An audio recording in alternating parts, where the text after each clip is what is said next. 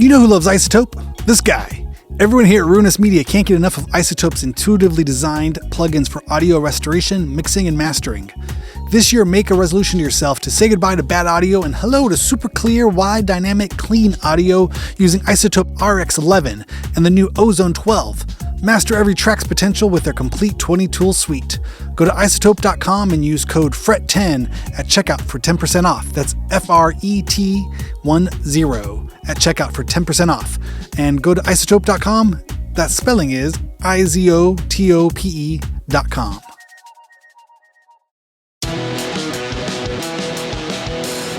I'd like to welcome our newest sponsor, Schecter Guitars. This holiday season, go over to schecterguitars.com and see what high-quality goodies they have waiting there for you. Premium feel and unbeatable price. See why guitarists like Isaac Brock from Modest Mouse, Robert Smith from The Cure, and Ernie C. from Body Count all love Schecter Guitars. A wide variety of styles and builds with high-end components and affordable prices for touring guitarists. Built to last. Go treat yourself and try something new you've always wanted to check out. Schecter Guitars has it all.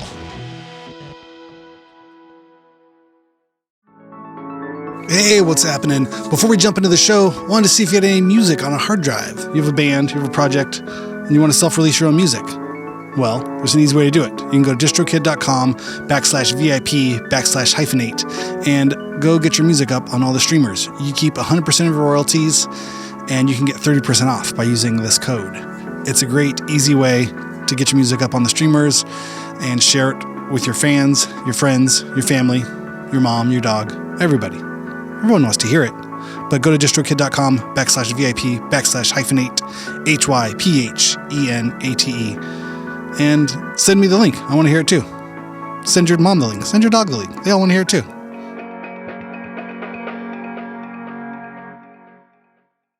When we were filming Pee-wee, when I was there, Madonna was doing her show next door and rehearsing for it. So she had this young boy who was one of her dancers, and he came over for Pee-wee's autograph, so I got him to get me Madonna's autograph for what it's worth.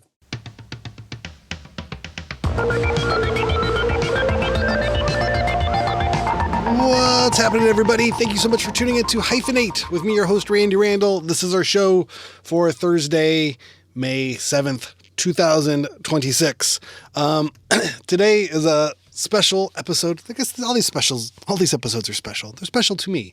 But today, I'm very excited and honored to have a very special guest, Mr. Gary Panter, on the show. I know you probably saw the name when you clicked on the episode, but let me tell you about Gary Panter. I met Gary probably around 2013 when No Age was doing the tour for our record, An Object.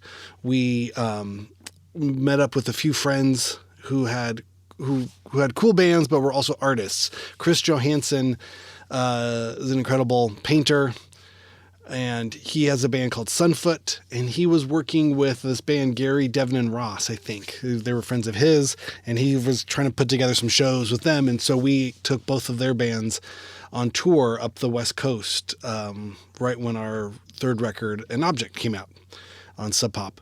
And it was awesome. It was so cool. Devin, Gary, and Ross was Devin Flynn, an incredible artist and designer and cartoonist, and Devin, Gary Panter, and Ross. I don't know what Ross did, but they also had, there was another character involved in this project as well. Anyway, it was so much fun. It was so much fun hanging out with all these guys. I mean, they're so just scary, talented painters, cartoonists, designers. But Gary was really cool. He was on the older side of the group of all the artists that we were going around with, and but he was so cool and so laid back and had so many stories. And I didn't really have the full scope of the whole Gary Panter oeuvre at that point. But we just got to talking before and after shows, and sound checking and loading in and out, and just under the guise of being dudes in bands playing shows. It was really fun. I mean, I knew he designed the Screamers logo, and I knew there was some Pee-wee Pee Wee's Playhouse Association, but so much more. He's a huge figure in the LA underground punk scene, art movement. We get into it here. We ended up doing this interview on Zoom. Our normal Riverside wasn't working for some reason this day, so it's a little bit on the shorter side, just under 40 minutes his interview, but I feel like we could have, talked for 4 hours.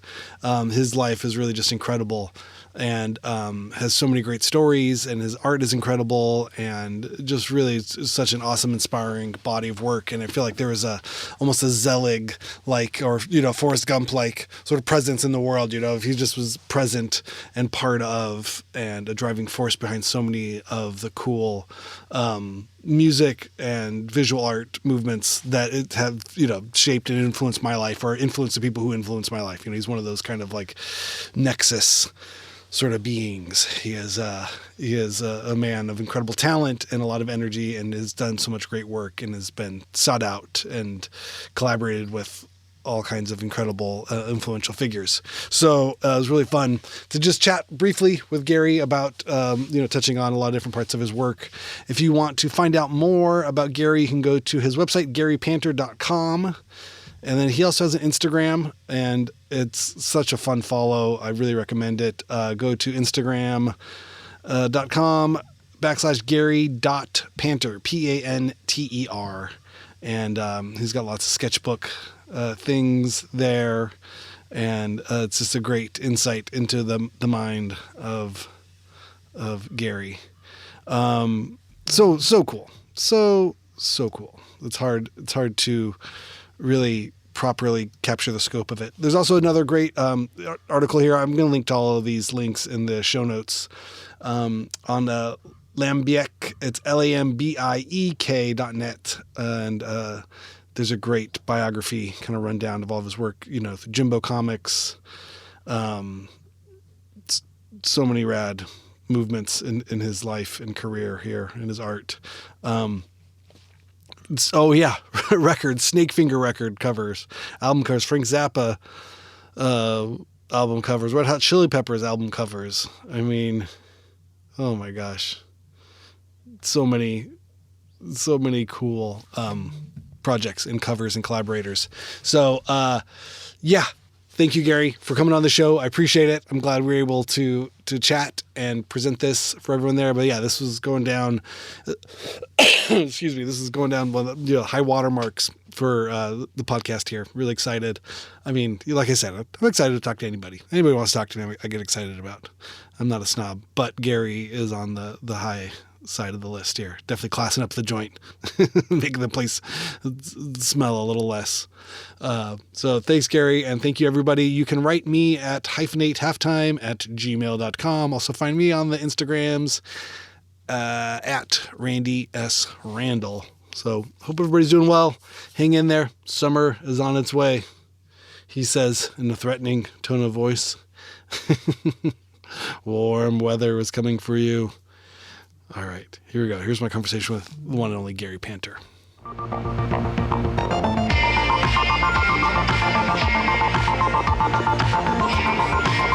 Gary, thanks so much for coming on a Hyphenate Halftime. How are you, man? It's great to see you. I'm good. It's really nice to see you. It's been a long time. I know. What this podcast, I talk to people who have done many things, those creatives who have worn many hats. And when I think of those people we've all worked with, your name quickly came to mind. And you have been a fine artist with the capital F and the capital A. In those regards, and you've been a designer, you've been a comic artist. How do you square the circle when people ask what you've done? Well, I'm an artist, and that, to me, I have a very broad definition of that. And because of the religion I was raised in, I could play in high school band, but I couldn't really be in rock bands. Okay. And so it's really not till I was 60 that I started working with Devin Flynn, and later other people, Ross Goldstein and so on, and got to join a band. And then actually made music with you guys. Yeah, that's how our paths crossed under the music banner. But I've been a fan of your artwork for so many years. Although you weren't playing rock, you had done several rock, or your artwork was used as rock covers. How did some of those connections, or how did those sort of occurrences happen? Well, I just was working as a commercial artist to survive, and I was a fan of vinyl. Hmm. And actually, in the early 80s, I did an LP in Tokyo for my agent's company. He does reggae music. And so he put out my psychedelic country music album. And so I did get to, without being in a band, I got my friends like KK and Rick Potts and various people, Phil Yeah. Culp, to help me do a record, and they released it. But actually, rehearsing every week came later. But yeah, so when I moved to LA, I went to school in Texas and graduated in 74, got married in 74. That was over by 75. And so in 76, I moved to LA and drug my portfolio around and started getting work. And so I did work for 3 unauthorized albums for Frank Zappa, which I'm a Frank Zappa nut, but I didn't know they were unauthorized. Did you ever cross paths with Frank or his family or anyone in that camp later in life? No, I didn't. I didn't. I would have been intimidated, but I looked up Cal Schenkel, his artist, as soon as I got to town. And so Cal and I are still occasionally in touch. But I just made the rounds to all the record companies because I arrived in LA with no money and not knowing anyone. So I was kind of saved by an illustrator friend of a friend, Justin Carroll. Mm. And then the next year, punk rock happened. And then I found a place for my scratchy drawing to go in Slash Magazine and Wet Magazine. And then a few years later in Raw. So my breakthroughs graphically were really from about 1971. So there was an incubation period in Texas of like, how can I find a place for this stuff, you know?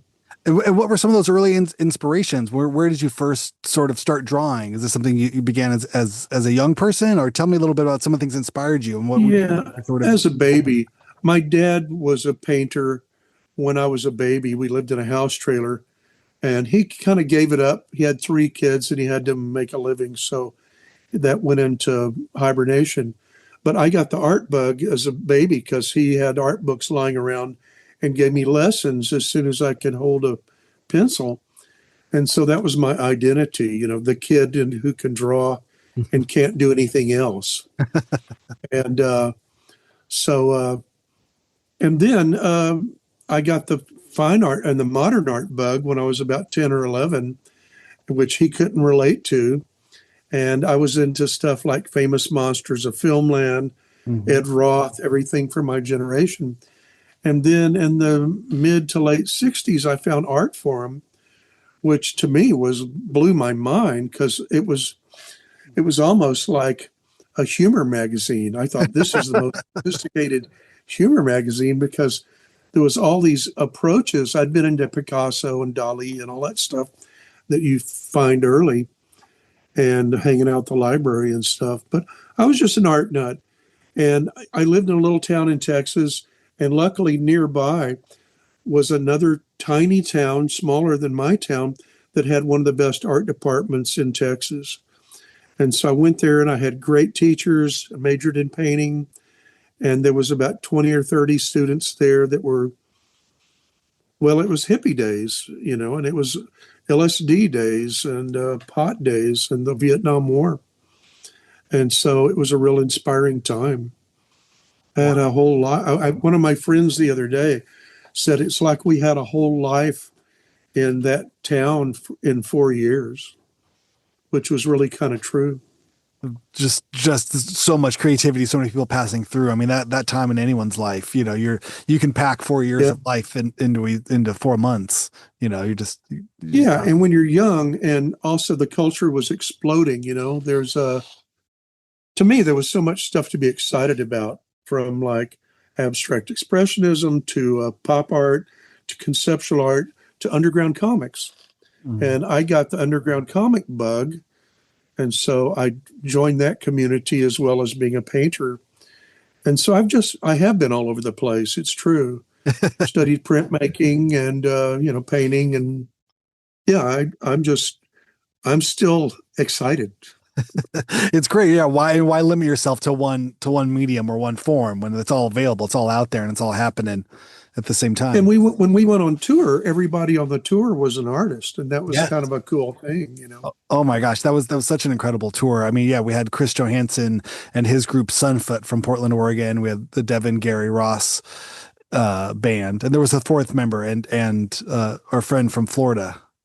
What the Yeah, Kramer was Kramer, yes. involved. Yeah. And then later, Kramer being in Florida, we didn't invite him to be formally in the band, but two kids that I knew so Devin and Ross are 20 years younger than me, and Curtis Godino and Lily Rogers were 40 years younger than me, and they joined us for the last album we did. So we did 4 albums, and two of those were double albums.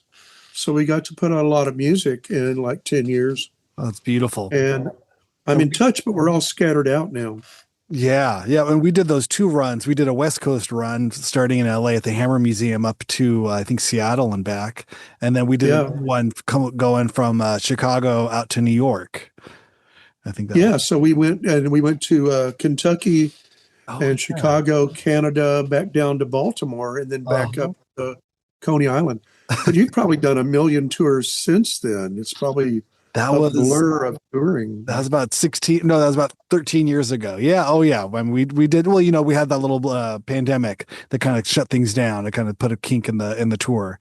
But yeah, no, we've been up and about. But no, that tour was from 6 Out My Men. I don't know if you remember, but the conversation with Chris Johansson was so funny. We played the field in Arcata, California, kind of a Humboldt County. Insane. There was the a small garage that you could push down. It would like tilt if you pushed it. Yeah, that was bizarre. Yeah, there was a whole bunch of kind of graffiti and writing. Oh, yeah. The kids had a big fire in the front yard, and it was like young kids in the middle of nowhere. Yeah, that was wild. Yeah. I remember Kramer's eyes were like bugged out, during the show, because it was a tiny garage and there was like a lot of people. Yeah. Well, at one point during that show, I looked over and I thought I'd broken 2 strings on my guitar. But it was this girl's hair had been like pulled out because people were jumping up and down by the guitar. So, oh God, that never happened before. It was a real interactive experience. Two memories stand out from that show. I think there was graffiti on the walls, and you took out a marker or a pen or something. You're like, oh, I'll add something to this. I thought that was so cool, just to kind of see you. Yeah. I added. Well, I figured I couldn't hurt it. Right. Yeah. The damage had already been done. Why not add something else to it? And then on the drive out, there was, I think, the chemical consumption level was high with the audience of young folks that were there. And as we were driving through the field, a young person who had been at the show was trying to break into our car as it was moving. They were opening the door and trying to get into our van in a kind of aggressive way that didn't seem. Yeah, I figured a lot of kids were tripping Yeah. at that experience. I mean, beyond pot, that we were smoking pot, but yeah, no, I don't know. It seemed a little bit more psychedelic, and we were they're breaking through another plane, but they also wanted to break into our car. So I was driving our little minivan we were all loaded into, and our passenger, our friend Jordan was kind of freaking out, like the guy's trying to break in, so I just slowly started to speed up. I'm like, he's got to let go. He's not gonna. I don't think he's gonna be able to keep up with us. Well, did you guys have trouble finding the place? Because we pulled up, we're just on a dirt road. There's nothing there. I don't know how that show got booked. That must have been something Dean found. I think Dean loves to find a good out of the way dilapidated garage. Really cool. And on that tour, we also played Berkeley and Sacramento. Oh, yeah. That was beautiful. And Big Sur. Oh, right. Yes. Yeah. I remember that. I think that's, yeah. I remember that. We jumped off. Wow. So much fun. So much good music was made. But I'm so curious about, as you land in LA, looking for work and these album covers come up. I mean, some things that spring to mind is, a band that went on to quite a bit of success, Red Hot Chili Peppers. Was it their first album that you worked on, and how did it come about? First album and third album, I think. Okay. And I lived on Beechwood Drive at that point in time, Mhm. and they lived up there somewhere. And I would see them walking around bare chested, like stopping traffic and stuff, probably tripping as well. Sure. And so I knew them. I knew Flea a tiny bit from just punk shows, and my lawyer was their lawyer also, and he kept saying, "You got to go see these guys. They perform with socks on their dicks and nothing else, and they're great." And so at that point, I'd been to like a million punk shows, and I was just staying home drawing. So I finally went and saw them, and they were great actually. And it was early. It was still early. It was before their first album. Wow. And yeah. Did you strike up a friendship from there, or it was more of a business relationship? They were looking for art. Your lawyer sort of said, "I know a guy," and then it They just kind of like went off. got it. So when I did the third album, they wanted me to use a picture of their car. So they took me for a ride in their pimp mobile that they had totally like made like a Kenny Scharf kind of car, Gotcha. with Yeah. shag rugs and Christmas lights and stuff. But they were always nice to me. It was punk rock, and it was a little scene. Initially, it was only about 100 kids Mhm. when it started, and until the Clash concert at Santa Monica Civic, when suddenly all the jocks joined up Mm. from the Valley and Orange County and stuff, and then it was thousands of people instead of 100 people. And also, in the beginning, the kids would trash the venues, and so there wasn't many place to play. Mm. So there was like in the second year of punk, there was no place to play, so there weren't many shows. It seemed like, but I'd saw all those bands. I mean, they were the local band. Hmm. I was seeing that band Starcrawler, Oh yeah, yeah. and Arrow. so when I saw them online, as a geezer. I thought, well, that would be a really fun local band to have. And to me, that's what punk was like. It was like they were local. You saw them every week, saw the Alley Cats a million times opening for everybody. And you knew people. And a lot of people, when the Mask book came out, I realized I knew everyone's face, but I didn't necessarily know their name.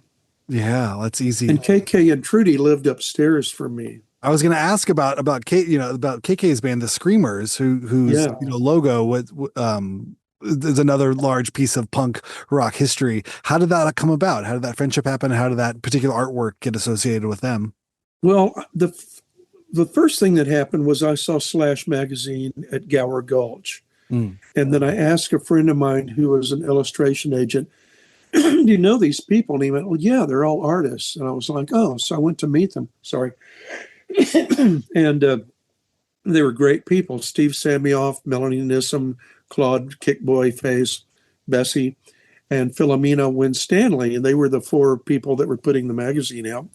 And then there was the whole crowd of Chris Desjardins and everybody else. So Will Amata, people that were writing for Byron Coley Mhm. was writing for them. And so where was I going with? Oh, and so Samioff had a party really early on about the second or third issue, maybe the second issue, at his loft out on Cahuenga, where I don't know where it was, but anyway, he had a party and every punk showed up.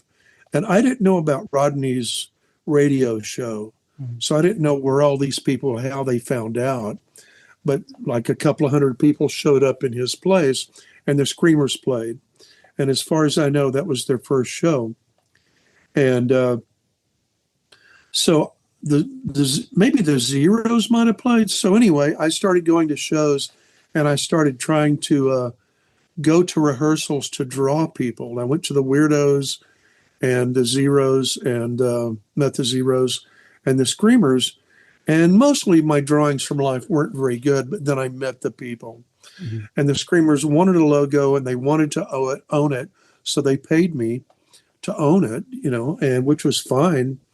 And so I did a little drawing and it's had this life. It's like Raymond Pettibone's, his logo for Black Flag. It Sure. has a life as big as the band in a way. And It's the Screamers, a great thing about the Screamers logo, I'm sorry, was that Tomato allowed ACT UP to use it in AIDS rallies. So there were big banners of it across the country during the AIDS plague. And so that was a good use for it, actually. yeah, it had a second life of its own even after the band. I mean, they're one of the legendary bands that, it was very short lived, but very influential without Yeah, ever. they were great. They were really funny people. And so because I was doing stuff with Slash, I got to interview XTC when on their first tour. And I did one of the earliest interviews with Devo in LA.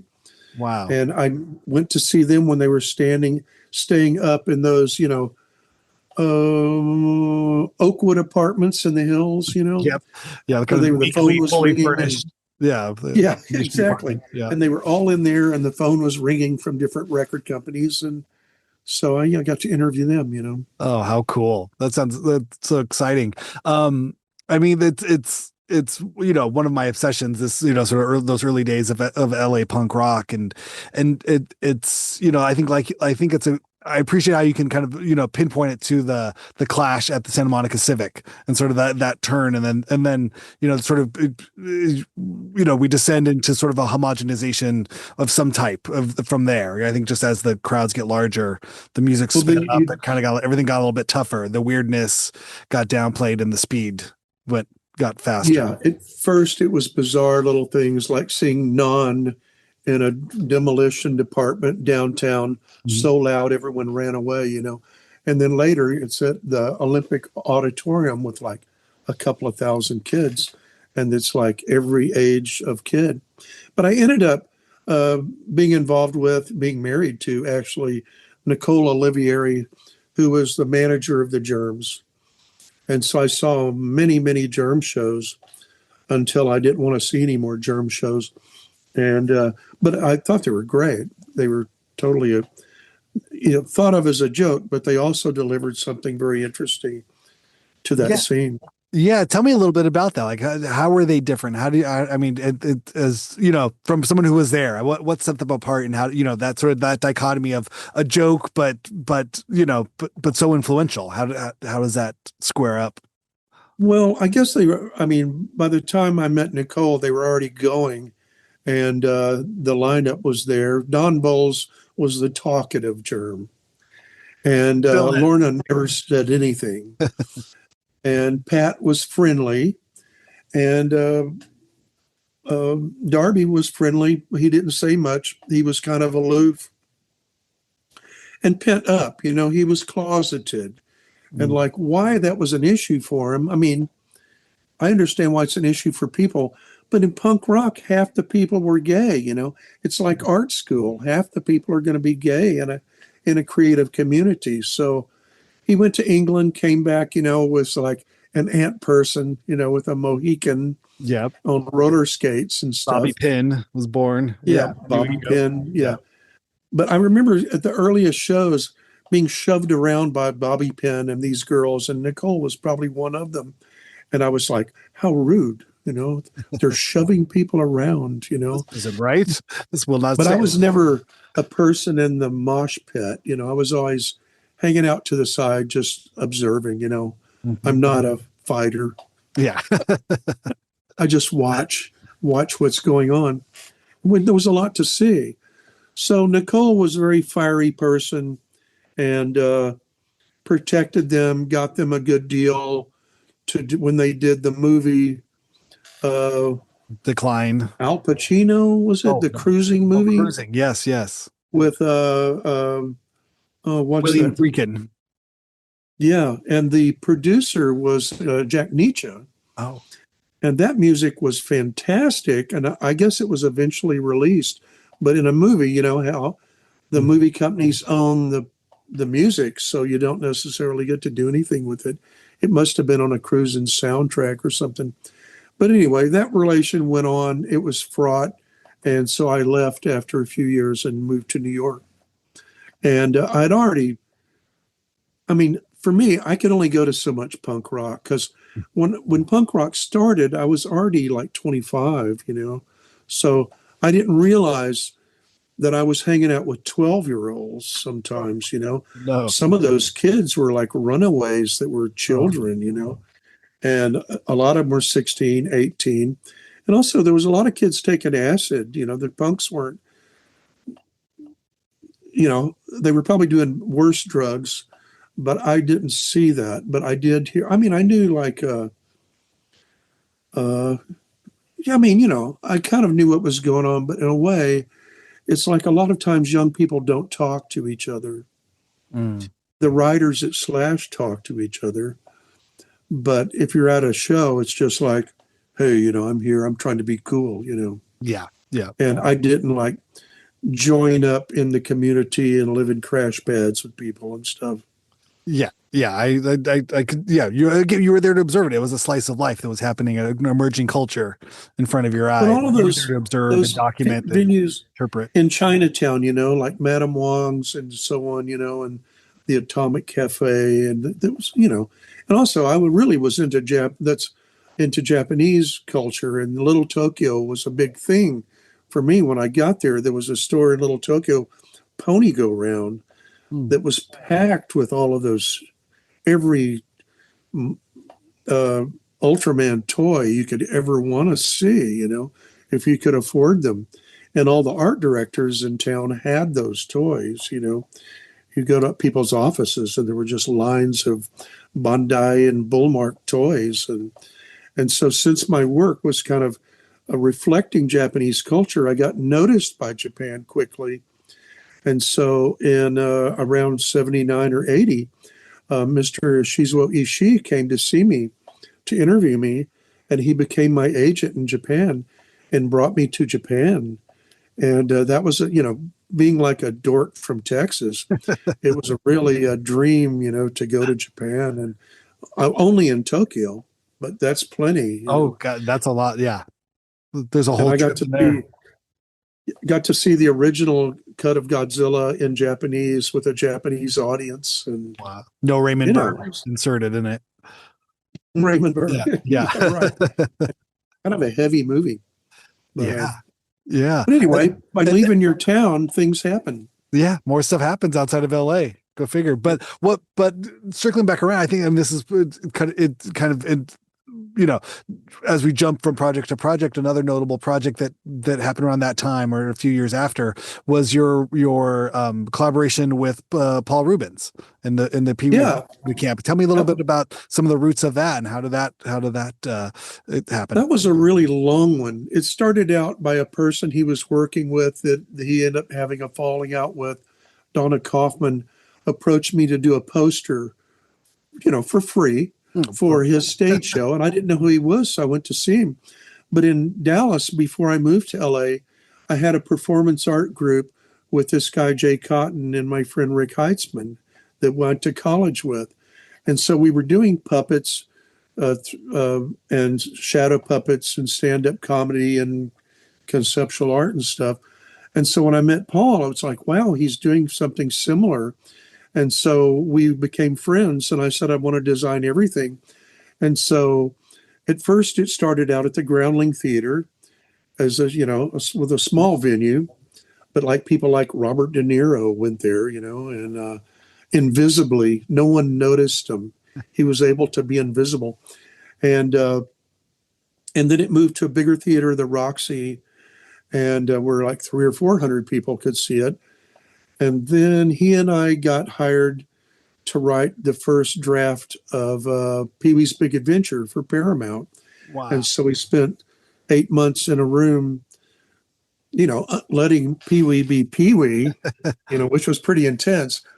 And then at night screaming at each other and our lawyers, and fighting. And then the next day starting over again.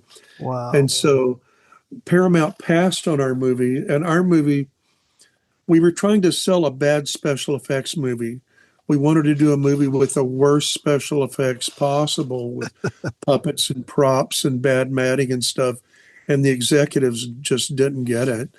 And so it remained Pee-wee's Big Adventure. They kept the name. but Phil Hartman wrote the movie that got made. Mm-hmm. And so then that ended. I ended up designing some stage props and backdrop stuff for him for his touring comedy, stand-up comedy thing. And then I moved to New York, and then right after that, the TV show happened by chance, and I was already in New York. And they were shooting And it in New York. It was being produced out of New York. Is that right? yeah, the first season was at Broadcast Arts, this very ambitious special effects company, and who didn't need me really, but it's Paul insisted on me, and my friend Wayne White was already working there, and Wayne called me up and he said, Gary, Paul is turning down all the designs that we're doing. He's asking for you, and they don't necessarily want you. So come in. So I went in because Paul was asking for me, and then they had to hire me. And so Wayne and my friend Rick Heitzman from Dallas became my co-designers, though there were lots of designers on the show. And so that was very intense education in designing TV from scratch and learning things. And then Paul fell out with Broadcast Arts and moved it back. Well, he didn't really want to be in New York. He wanted to be in LA. And so in the second season, it moved to LA, and I would work for like 3 months out of the year on the show.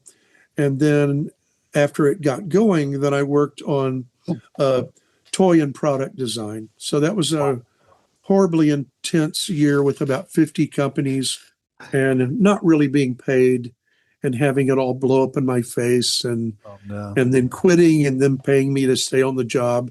And then me and Paul fighting about whether they paid me or not for the rest of our relationship. But he was great. He was really a genius at that. Phil Hartman was a genius. John Paragon, Lynn Stewart, who played Miss Yvonne. Yeah. They're all gone now. They've all passed away. Legends. And in terms of the design, I mean, did he have an idea of what he was looking for? I mean, there's a lot of 50s Americana. There's a lot of, surrealism. There's a lot of you. I mean, I see a lot of Gary when I look at the sets and when I look at the colors and when I look up. I mean, how much was he bringing in, or how much was he just saying, you just go for it and I'll tell you what I like? I don't know what I want, but I know what I like. Well, he collected toys and all kinds of stuff. So we were on the same page. Our sensibilities were very similar. And his was more kitsch, but I like kitsch. And so he just liked my work. And the first thing I did for him was the poster for his stage show, which is one of the best things I ever did for him. And so after that, he wanted me to design everything and trusted me. And so we really he really fought for us. And for any production company wants to spend the least they can. And so and then people have to fight for more. And so he ended up paying cost overruns to get the sets he wanted. Out of his own pocket. He was giving up. Yeah, when it moved to LA, accidentally the set got bigger. It got vast. And I wanted it bigger, but maybe not that big. So big you couldn't light it anymore. And so things happen, but it was a real quick education in Hollywood. And I realized that really wasn't for me. And once we won Emmys and we were nominated for 4 or 5 Emmys. Wow. Then no one hired me because they thought I was too expensive. And they hired Wayne and they probably hired Rick. And, but I just kept doing what I did, which was oddball illustrations and showing in galleries and stuff. It's fantastic. I had heard that a young Rob Zombie was part of the New York crew. Did you have run-ins with him? Does he stand out as someone in your memory from that time? Oh, yeah.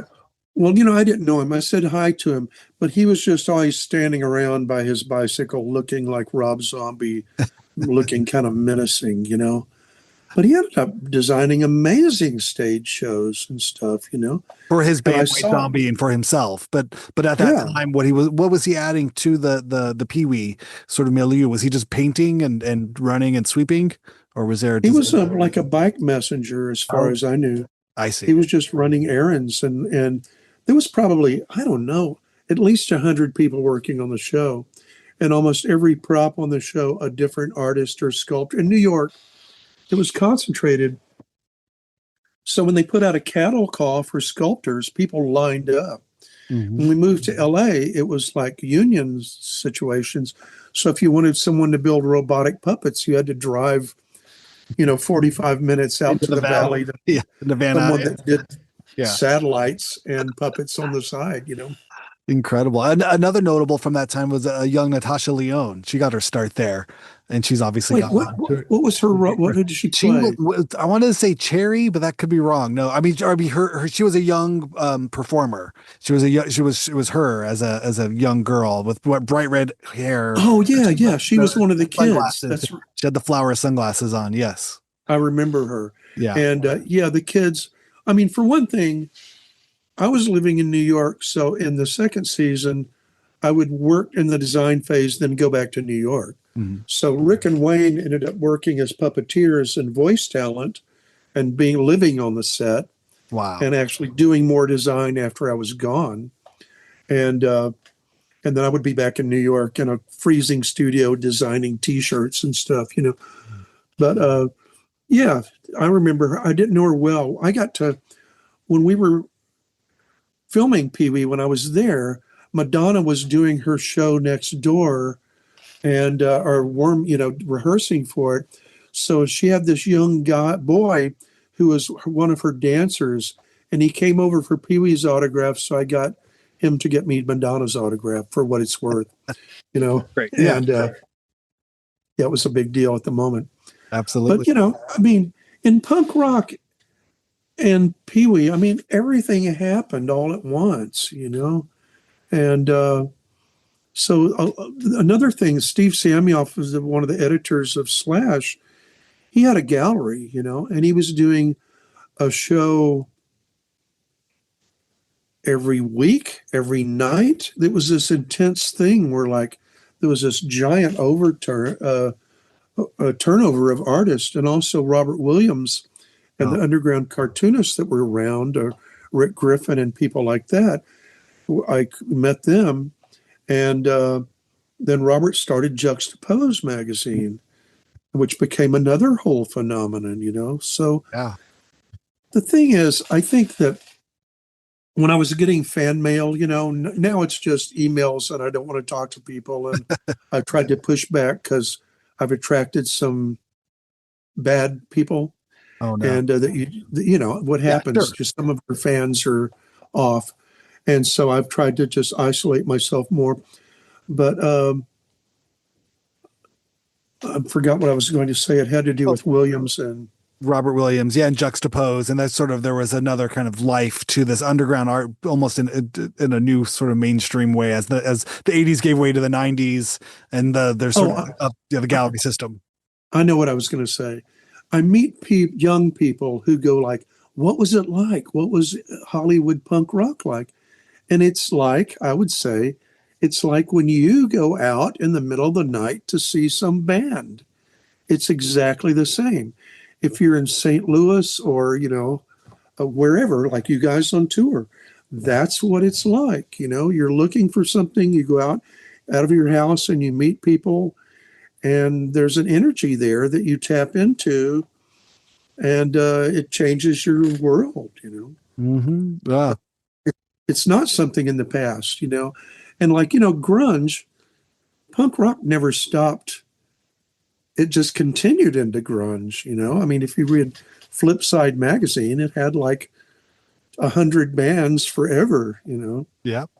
Yeah, and it then transformed into another. And then you have your yeah yeahs and your liars and Strokes coming out of New York in the early aughts, and then it keeps it goes on and on. That spark keeps getting passed around from generation to generation, and it transforms and mutates and becomes weirder and weirder, and it's a beautiful thing.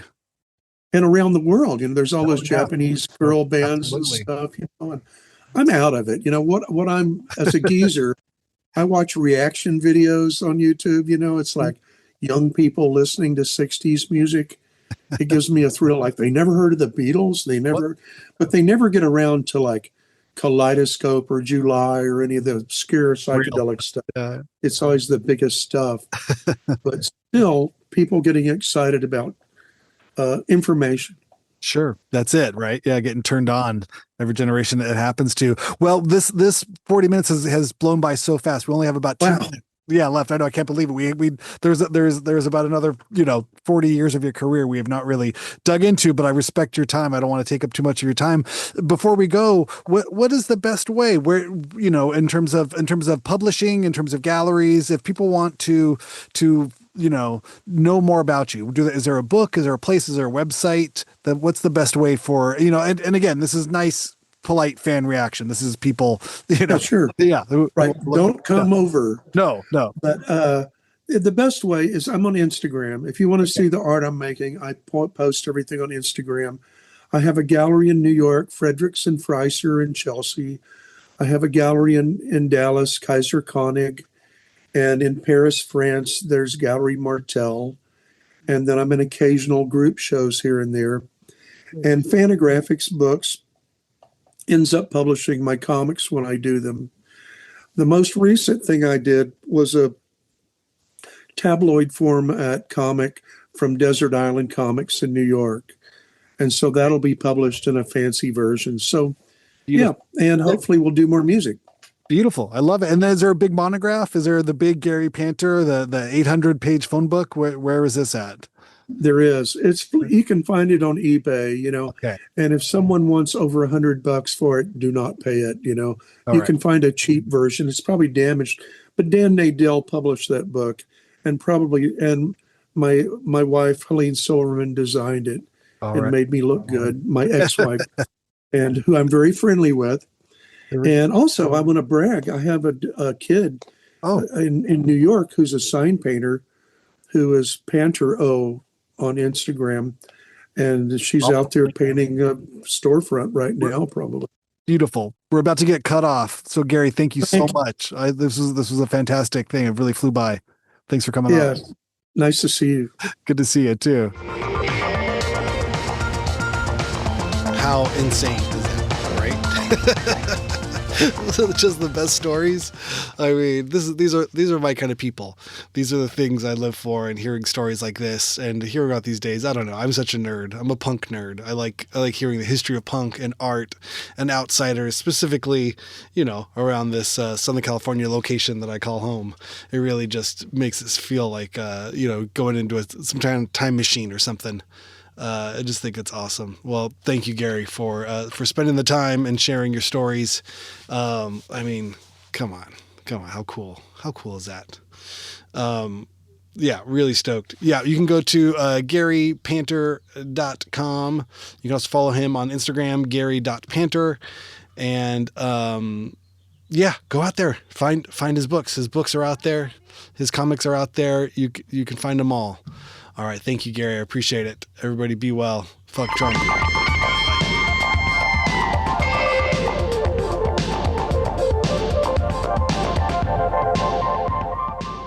Well, it was hippie days, and it was LSD days and pot days and the Vietnam War.